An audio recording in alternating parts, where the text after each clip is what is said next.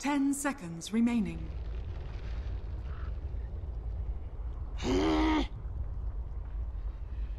Radiant team ban. Dire team pick. Beastmaster. Radiant team pick. Slada. Witch Doctor. Dire team pick.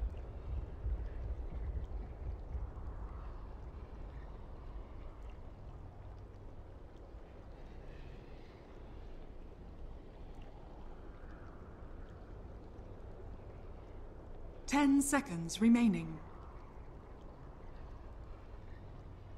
5 seconds remaining. Hello everybody and welcome back to Orange.Taring versus Reserve TNC. time. Right into the draft here. Game number 2. TNC dominant in game 1. Yes, they were. And I was about to say again they're Beastmaster, but this time Beastmaster on Orange.Taring sides. Yep. And they also take away Enchantress. It seems like Orange, whenever they don't have first pick, or actually most of these C teams, when they don't have first pick, they generally take away Enchantress. And again, dude, Radiant Comfort zone, I team guess, ban. for them. Sven. Sticking with, I guess, what they feel works. I actually quite like having Witch Doctor against Sven. Like, especially, you know, the pre-BKB phase, because sometimes in a fight, the cast just flies to 10 him, you know? seconds And the remaining. Death Ward is actually a very good way, even through Orquai, being able to kill him quite 5 fast. seconds remaining. Especially now with the minus armor on top of that from And Slardo. that's quite a decent period of time where he won't have a BKB. Yes. Like nowadays when you're going this Echo Saber, team Blink back. first. The BKB doesn't come until 20 plus minutes. So, we'll see. Right now, Witch Doctor Slada, the duo for TNC that they open with. Yeah, it felt like from last draft, what Orange needed 10 really was to seconds show up their remaining. laning stage. Enchantress was supposed to be that hero, and granted, Enchantress got a 5 ton of seconds kills, remaining. but that never led to the lane winning, right? So I feel like you need something on that same level, maybe something like Radiant team ban. Earth Spirit. Walk around, get a couple kills, make things a little bit easier, and or something like a Jungle Doom, but obviously that's banned out. So I don't know. Even just a less farm intensive mid. Like, it wasn't even the Exort Invoker, but Quaswex still didn't feel like it had 10 that much of an seconds impact. remaining. Okay, so something like Puck, right? Puck, Wind Ranger, Quap. Yeah, 5 seconds Yamate remaining. plays those kind of tempo controllers extremely well. When did they bust out the mana even, potentially, I Reserve guess? time. That I think that's a more back to the first case, right? Yeah, a little bit it more is- farming that is oriented. more farmy, but... Yeah, you know, I'm due for Dire Yamate, team ban. Queen of Pain, kind of the hero that he made a name for himself, like way Shadow back Fiend, then. baby, let's Oh yeah, go. Shadow Fiend. Although that's also somewhat farm Yeah, it's intensive. very farmy. Yeah. You've got the Beastmaster at least to kind of control the tempo a bit this game. Like last game of Void, yeah, you hit level 6, you've got 10 Chronosphere, but your seconds remaining. kill power is not really there with a Quaswex Invoker. 5 seconds So- remaining. Last couple bans coming out. TNC, interestingly, target purely supports the Reserve Venge and the time. Oracle. They're not worried about what mid laners are left in the pool. Oracle especially Oracle is getting taken the, out, that's- ban, which I'm like, huh. Are they thinking about taking up a Bat Rider? It seems like when the Chinese teams pick Bat, they take out Oracle. They see it as a straight up counter. Yeah. Haven't seen a Bat running rampant in the C scenes though. Yeah, but it'd be the Bat Rider, a Darkseer type pick. I mean, Oracle can purge off the Slaughter amplify damage as well. Oracle with Slaughter is like decent because it guarantees that like Sven can get out of like some kind of initiation and get all his damage dealt at least. As long Dude, as Oracle's like the best hero in the Radiant game when you team paint these like situations, right? Like yeah. on paper, he's really But- good. And then when you see him in game, he's like, oh, he just gets jumped by Slaughter and then he gets killed. His team fight's just pretty underwhelming. And Yeah. his lightning stage is also very passive. So his Dire team and as a result, his win rate is something like low 40%. He's actually Yeah. I think one of the most overrated heroes right now. It's like, you know how like at LAN events on the panelist desk, it's like, oh, predict who's gonna win this game based on the giraffe. Like, an easy out, it's like, oh, 10 they have seconds remaining.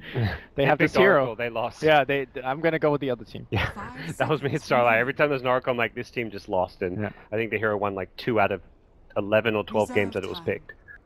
All right, so Gyrocopter, kind of a safe core, especially against Beastmaster. It's a very comfort zone type pick for TNC as well. So no safe lane slaughter now, right? I mean, technically Probably you go not. off offensive with gyro, offensive try, but Give Slada the 1v1, perhaps? oh, did I tell you that I challenged Sexy Bamboo in a 1v1? Yeah, I was there for it. Yeah, I it didn't was- see the 1v1, but I remember hearing It was, like it was Beastmaster versus Slaughter. Yep, I was a Beastmaster. I said it will win the lane, and he was adamant Slaughter would win, like Yeah. beat Beastmaster. and obviously he's the better player here. Yep. And I beat him with Beastmaster. So Dire team Beastmaster pick. clearly better than Clearly Slaughter. better than Slaughter in 1v1. Bambo lost 1v1 to you. Also was wrong about how those heroes match up 1v1. And he's the professional offlane player. I mean, I'm just a caster. Awkward. What was the 10 excuse? seconds remaining. Or did he I mean, he's just- the best. He doesn't need any excuses, right? So I'm the best. 5 Yeah. seconds remaining. So Abaddon comes out. We've seen this pick a bit in the NA Dota Reserve region. time. It's going to come out from TNC. And there it's been run mostly as an offlane core, but TNC more likely to run it as a support. yeah, so there's this emphasis on like dispelling things, taking out the Oracle and then now picking up Abaddon. Like, what is it so dangerous that you need to dispel? Like Beastmaster Roar? Generally, it's not the Roar that. I mean, Roar is obviously very good, but it's not Roar that's like winning the team fight. 10 It's what comes seconds after the Roar remaining. with the books and whatnot. I don't know. Are they looking to 5 push? seconds Curse of remaining. Avernus got buffed. And now that's a Radiant strange thing. You team pick banned. that after Abaddon got picked. I don't know. I mean, for Bat, it's not like Abaddon hard counters you because you've got to be in the right position for the Athletic Shield. Yes. So it's never... And the cast range is pitiful. Yeah. It's like what 300-400 or something short. That cast Dire range is no team guarantees that you're going to be able to get it off on anyone. Orange.Taring decide they just want a big tempo control. They pick it with the Beastmaster, so they've got two big kind of initiators. Yeah, so I've mid-game. seen jungle Beastmaster to be extremely 10 successful. seconds If remaining. untempered, right? If you let him just jungle, he gets about level 5 6 by seconds 6.5 remaining. minutes, which is fairly good for jungle. And it doesn't really matter, like some junglers are camp dependent, like you could get unlucky. But Dire Beastmaster team with pick. Iron, you're able to just quickly jungle no matter what. But if that is the case, if you have Bat off lane, a jungle Beastmaster, and a Sven Rubik safe lane, Rubik just is not the support hero that could 10 kind of solo seconds zone remaining. a slaughter. Yeah, Rubik's Fen sounds like the lane where the TNC offlane is just going to 5 get seconds remaining. complete... Free farm. Yeah, and less free farm. I mean, well, free XP, I guess. Sure. Reserve time. Yeah, so again, this is one of the very, very greedy draft that Orange has ended up with. It will be what looks like the Jungle Beastmaster with this last pick Wind Ranger now. Mm-hmm. So Wind Ranger mid, Bat offlane, and Beastmaster in the jungle. You can make the argument that you could put the Wind Ranger in the safe lane if there's a very, very weak mid from TNC. Is that going to be the case? With the last pick, Slack is going... Yeah, like who's actually going mid for TNC? I've seen them run Gyro mid before, but Raven picks up the Gyrocopter, typically the safe lane player for this team. So we'll find out whether they're going to do some mid Slack with Fatihi. Okay. Mid Or- Slark was a thing when mid Bat Rider was a thing. Mm-hmm. Like, I don't know, past at TI3. Because you could get rid of the stacks very easily. How do you feel about the Slack pick this game? Yeah, I'm not sure exactly what is it for. I mean, there's a lot of these disables that get thrown at you. They can try Dark Pact off, Lasso, Right, or right. Shackle, but Sure.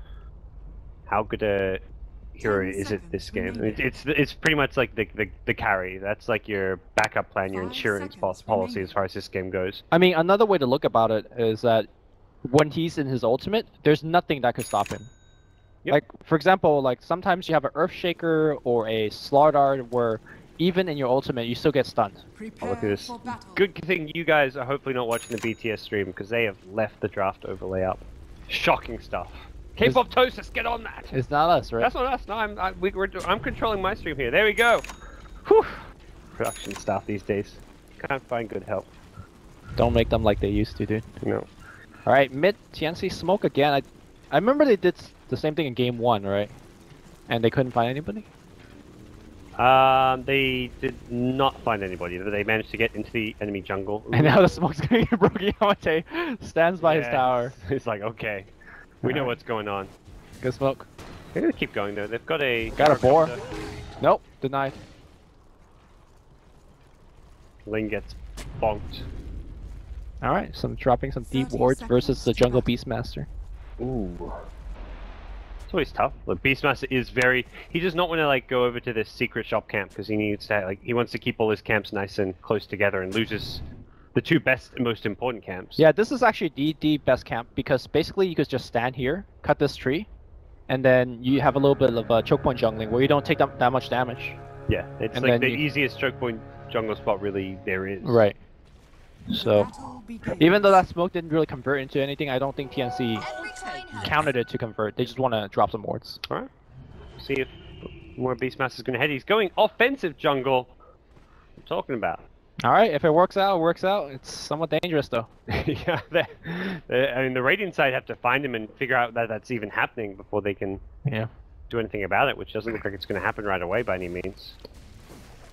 So, mid lane, also Sentry as well as Observer Ward planted down here to help out Yamate.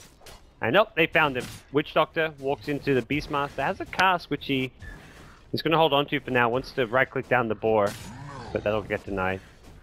Yeah, nobody kills nobody, but that's a problem for the Beastmaster in the sense that he needs, like, you pick the Beastmaster jungle, it's a very greedy pick. You need to get away by having a ton of EXP and kills. Yeah, he gets to this camp, he could stack this, but you don't really want to stack this right now. No, probably can't handle a stack. Yeah. If you stack it, you're like, I'm stacking this and gonna come back later on, but realistically he's gonna farm this once. So when he finishes farming this, he's got nowhere to go, except this medium camp, which is a long, long way away. Sentry Ward dropped? Oh, okay. Ah, Sentry Ward from, I guess, the Bat Rider to help him out. Although he's not picking it up right now. Gotta get those sentries, bro. De-ward your camps. Finding that Observer would be a nice little gold bounty for him as well, although right now he really needs experience more than gold. Dude, if he finds that Observer, he could, like, time it and tangle it as well to get even more regen, but... Could be nice. Alright, Tarang's just getting outplayed, like, strategically for this Beastmaster. And then, again, we touched on it a little bit earlier, this Rubik. I mean, Rubik's one of my favorite hero, and I just can't play him in any of my games because how weak of a laning presence that he has. Because this Slaughter is just like, okay, I'm going to zone you away from EXP range. I mean, my creeps take down the Wild Ring, and then I get the XP for this. Then AU on the Abaddon's made his way towards this top lane. Gives some added pressure. Yo, Lanes out of TNC. the 2006 like Dota build where you like stack the Ironwood branches. When's the last time we seen that? 4 of them. Like, when do you actually see that anymore?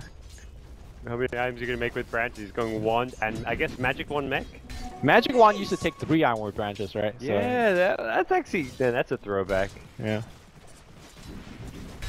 Alright, Slark actually is having a relatively tough time in the mid lane. He rushed bottle on Abaddon. That's not what I would have Oh, expected mid for lane. the kill. Well, Yamate, ooh, Bottle's back up as well, but that base damage from Witch Doctor and a haste rune. Finish this through. nicely played and That gank was very necessary. If you look at the CS disparity, you know, Yamate was really giving it to the Slark. yeah, and Slack did not have a bottle. Did Abaddon buy him a bottle? No, he's actually bringing it top. But for a second I'm like, is he gonna just send that mid and give it to Slack? But yeah, Slack needs to get up some HP back up or get that bottle out as soon as possible. So speaking of bottle in the off lane, how often have you ever bought a bottle in the side shop with a 1 charge? I've done it quite a bit, but that's because I just like doing it because and then you just go and grab a rune, like Right. like an Ember Spirit or something. But I see it very little. Yeah. If you do it, you have to be like timing it such that you get a rune like right after. Yeah, I buy it around like, 3:30, and I'm just like get ready to make my way down there. Or give it to your support and be like, go get me that rune. Like I'm that character player. It's Damn, like, man. Support come back, and they don't make me happy. Like maybe I'll give him a bottle charge for it, you know. No, I'm the support player that if my carry tells me, I eat the bounty and they take like 1 or 2 charges and be like, alright, here's your bottle back. I mean that's the thing. Like as a support, you're getting a bounty rune or something out of it. Like it's not too bad to trade. I guess you have to bring the bottle back. So if you get like a haste rune, you can't really can't go gank. gank mid. Or carry play gets upset at that point. Like, if my support takes my bottle and goes mid with a haste rune, I'm like, dude, what's going on? That's my bottle. But I'm surprised. I feel like I never see players pick up the bottle in the side shop. It's just that scenario that we described. It's really hard to guarantee that you get a rune. In a pro game especially. Yeah, in pub games it's normally Much like easier. much higher chance you get runes. Yeah. Whereas there's much greater emphasis on rune control. By the way, NJ, who does have a bottle for himself, which is already uncommon for off-lane bet, has been doing a very good job kind of stealing jungle creeps away from the Radiant. 18 CS, level 5.5, and yeah, we're seeing this kind of slow-paced early game, but I think a much better start compared to what we saw. Like, I mean, CS-wise, it's miles better for Orange.Taring. I mean, NJ's losing the lane again, but you know what's new? Is he? Yeah. I guess lose is a strong word. He's a 1v2. He's against Jaro. This is not meant to do. Sorry, I just wanted to hate for a bit, but you're right. You're right. This is like expected outcome. This is almost better than what you'd sometimes see for a Witch Doctor plus Gyrocopter lane. Yeah. And somehow our Sven is, you know, still farming up top, so there's that. The Radiant side have split the farm between SamH and AU. That's the thing. Like, it looks like SamH maybe doesn't have a whole lot of farm, but AU's got 11 CS. So you can, like, the combined CS of these two top laners, you're looking at 30 plus. Sure. I think Sam right now, we'll have to see what the first move's going to be. Ice is still only just now looking for his level 5. He won't get that 6.5 level 6 most likely. Yeah, his jungle being tampered with is tough. I do want to point out that Yamate, as he might get into a fight here, hasn't skilled Shackle Shot at all. Just how the mid lane works is probably not going to get a kill here against the Slark, but looks to mostly just to pressure and not die. Well, Slark level 6, so he's going to be able to regen himself in this lane that little bit easier. So the other day when I saw, I remember a Super or maybe another mid-Chinese player, when he found an Arcane Rune on the Wind Ranger, all he did was shot power shots in enemy mid, just non-stop. And I'm surprised to see Yamato not do the same, because it's so mana efficient once you get the Arcane going. I guess against Slarky, you know he's going to HP regen for free, but that's fair. Save it for a gank or a fight, perhaps? Save it for your Focus Fire, if you want to plink at the tower. Yeah, can. So, Yamate about to hit level 7. Curious to see what and when the first move will be. Like, you've got Jaro level 6, so in theory he's ready to rotate once he picks up a TP scroll. Beastmaster's level 6 on the Dire side is probably there. He's already picked up a smoke. Just a little bit later. I feel like the likes of Gyro or Slark, they will rotate if there's a big tower dive happening on the top lane. But the likelihood of that happening is quite low. So I think on both cases, everybody's just going to farm for a bit. And that brings me to the question is, are we going to see the standard Blink bat? Or some of that next level Drums bat? I've only seen the Drums on the safe lane pre-farming bat, so... That Wings Gaming, man. Yeah, their meta changes. I mean, that caught on. I've saw a lot of players do it since then. Other Chinese teams, like Ramses on Team Empire was doing it, so... I asked Winter on camera why, and he just, like, flamed me. It's bullying. Couldn't give me an answer. I don't think he had a good answer, so he's like, alright, let's flame Lumi instead. That's a good cop-out. That's why he's gonna get sued. Yeah, give it time, man. It's gonna happen. Alright, Gyrocopter jungling away, but here comes the gank squad. Do they have Roar? Yeah, they do. They just got it. Raven... okay. Roared up. Can't really fight his way out of this one. He's going to turn, drop the cooldown in the Rocket Barrage. Catches both teams. Heroes. Ice. Ice, where are you going, dude? Yeah, he's got no TP. He's... Oh, block the pounce? Just needs to pounce. Might die here, though. Just needs to get away. The Firefly eluded well enough. So no lasso, no flame break, just essentially focusing on his economy. Yeah. Which is fine.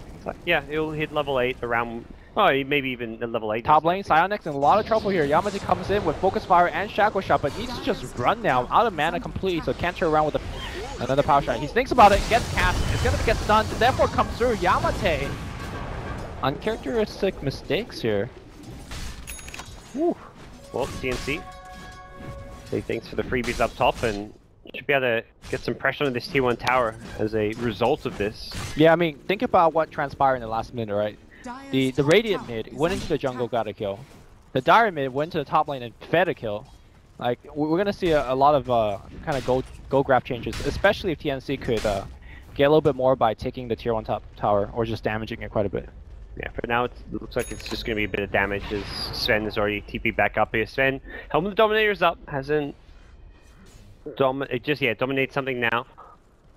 He's sitting on 2.8k net Oh, worth. just doing it wrong, man. He dominated the range one. That's all your EXP, bro. Well, you don't want a melee one. I guess you get a range neutral. Yeah. Get like one of the there's a Satyr camp nearby or a Dark Troll. Harpy Stormcaller. I mean, they have 1400 HP. Even if you dominate melee one, It's just harder to get a good time pull. Yeah. Much easier time with the range group. But Uh-oh. You're missing out on that efficiency. He's here. Straight up TP. Good call. That's the play. So mid Slack, he's farming pretty well.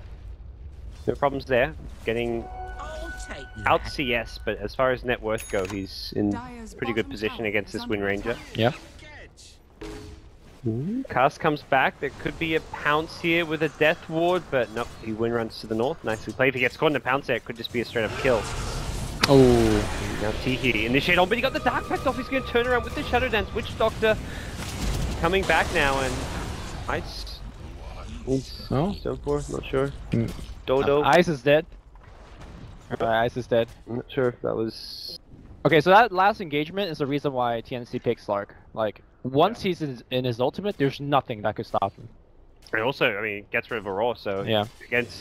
Because of the slight cast time on like Raw, Shackle has to fly through the air. You can often Dark Pact off these disables. Sure. Oh, I don't. Casual arrest. Man, T is such a player. He's not afraid of anything. Just goes in. He's aggressive. He is. That's the one thing I really appreciate about watching C. Like, their mid players are generally just balls to the wall. Nope. Man, that's how you win your pub games, dude. Ooh. By the way, Taring, Blink Dagger up on NJ, so. Okay. See if you can find kills. This is where having like a Rubik support. This is not a support that gives you a ton of backup damage to your Bat Router. Dude, he's gonna steal call down. Crazy damage. Rocket Prize even, not bad Yeah. too.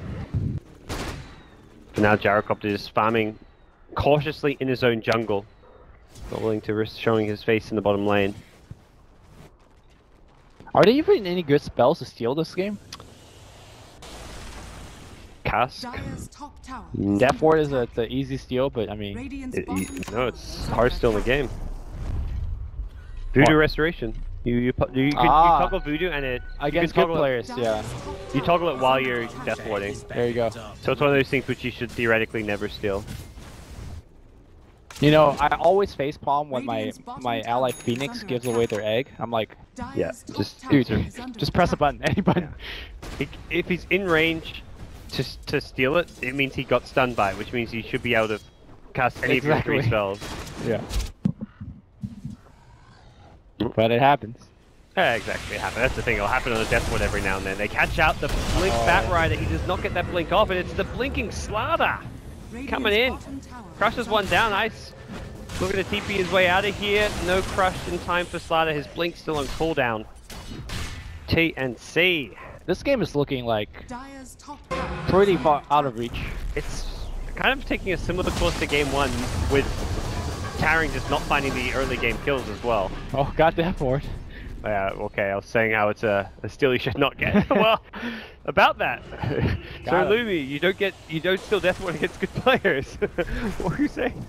I mean, indirect flame on Cuckoo. No. Cuckoo's questionable. I mean, anytime Death Ward gets stolen, it is a questionable play, but it happens. That's the thing. I'm glad we also say that. Those things happen. And they come in, de-ward the pull camp, so. Alright, range creep. So, the reason that I'm very concerned for Taring right now is Bat Rider is the hero that's supposed to lead them back in the game. And not only does he's not finding ganks, he's just dying. Alright, let's see if we get one here. Oh, got Roar, got Crush. The double. Oh, no! Alright, got Not so easy. Okay. They need that power. Without that power shot, I'm not even sure they had that. Oh, Cass is flying through, and here comes Teehee. A nice Shackle shot here by Wind Ranger. Can we get the kill? Cuckoo's gonna get healed up. He's fine. Here comes the call down, and now Wind Ranger being kind of tangled up here with Teehee. Teehee's gonna get 1 kill. The chase is gonna go on. Rubiks are also dead. Bat Rider barely blinks away. I mean, that's not even a clear victory here for Orange. That's a straight up victory for TNC in the end. After getting the 2 kills, Slider goes down short, but that's your offlane Slider anyway. He's already got Blink, dude. He's fine. Beastmaster, mid lane, got caught out. Teehee, Blink's on top of him, gets the kill, and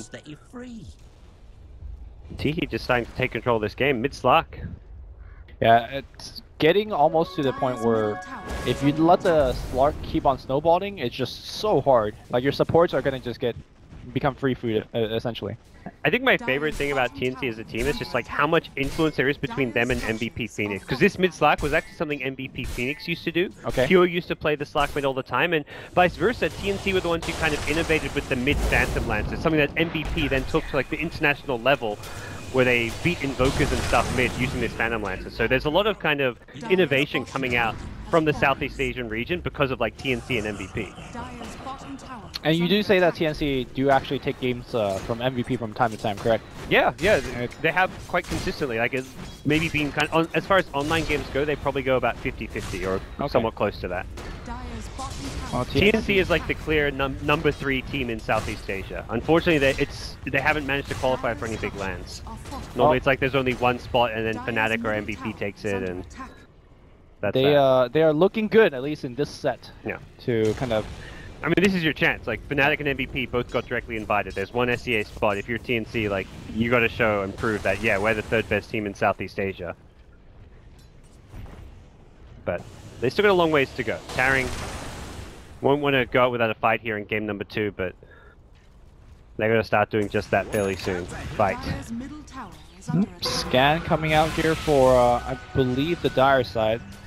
Not catching anybody. You can see that Slaughter gets 2-man crush. Oh. Actually, where did the ultimate go? It's going to be on the Witchstalker. Not sure if he's going to get the kill. The Beastmaster will come through. Teehee again just immune once he's ulti, and they're going to turn things around here. No, they're going to back it up for now. Again, Def, we're doing so much work. In fact, he goes in under the fire. Now jumps back out, thinks better of it. It's a 1-for-0 fight so far. Actually, never mind. Looks like the small Zoo army gets one more kill. In fact, it's not done yet. Zionex's in a lot of trouble. He's going to go down. Swallow tries to clean down a gyrocopter. Unfortunately, unable to do so. 3-0 and a tier 1 tower. So, and the Abaddon pick is starting to make more and more sense. You have this Slark who just wants to play balls to the wall. He's blinking in like into a Firefly 3 heroes, but he's still got the pounce to escape. So he blinks in, does his most damage, can pounce out, has a photic shield on him to kind of give him a bit of extra sustain and even just AoE damage output. Yeah, the Abaddon 4th pick didn't make much sense till, you know, the finale. Yeah. And the Abaddon also kind of took over the lane. Actually has 34 CS, 305, has more farm than the Slaughter, in fact. I think he's going to go Vlad at this point, and that just like allows your push to be much stronger. Goes mech. With the arcane boots, that same thing. Like, essentially, just a good aura item that helps your team fight better. Yep. And they can just go tower to tower now. They take a tier 1, tier 2 mid. They can swing their way top lane where Teehee already pressuring things up. A Orchid build out. Nope. Wait, Slack is going for Orchid, or do you go Echo Saber on this hero? So, bo3, he's going Echo Saber. Go Echo on this hero. A whole bunch of Slark players been tampering with Echo. Yep. Your damage output looks terribly weak. Like, even if you're 40 minutes in, because one of the follow-up to the Echo Saber is Basher. And Basher doesn't give you a ton of plus damage. It gives you damage if you could proc that Bash, which Echo Saber helps you to do so as well. So that's something I will look forward to, the Basher follow-up. The scan around Roshan, they see it ping out heroes, but now they're going to find another target, a better one perhaps, in NJ. NJ solo in the jungle. Like, Bat Rider is not a solo hunter, so I'm not sure why he was there. But TNC actually thought Taring were going for Roche there. They scanned right by the Roche pit, scouted out heroes, and they find the Bat Rider. They say, well, let's just take Roche ourselves. We've got amp damage. Yeah. This game is looking pretty ugly. Yeah, honestly, without the Bat Rider, you can't really fight around the Roshan pit. Slark's a very underrated hero to fight around the Roche pit as well. He gives you information whether there's vision or not. He's so mobile thanks to the fact that he has Blink. So yeah, now Age is gonna end up on Teehee, I imagine. Yep. So what do you do? Push one towers. No, if you're Tarang. What do you do? Sven, is he gonna buy an Echo Saber with his sages? He's got 2.2k. He could pick up a Blink Dagger. Bottom tower is under attack. Perhaps you just go for these mass blink initiations and just try blow heroes up. Batrider blinks in, lassos one, Sven follows it up and tries to burst. I suppose, like, it's basically predicated on the fact that Teehee makes a mistake. Because if he times the start pack properly, he will never die. Yeah, well, with an Aegis, he's like not even the target you want to go for, which is where these blinks perhaps become more valuable for Taring because they can blink and bypass the slot. Go for the back, Gyro, the back I guess. line. Gyro, like, he has a BKB finishing soon, but this lineup could deal with BKB with Flaming Lasso and Beastmaster Roar, so... Yeah, I guess you kill the Gyro, or you kill the Witch Doctor or Slaughter. The problem is, like, whoever you go on, if you don't go on the Slaughter crushes your whole team.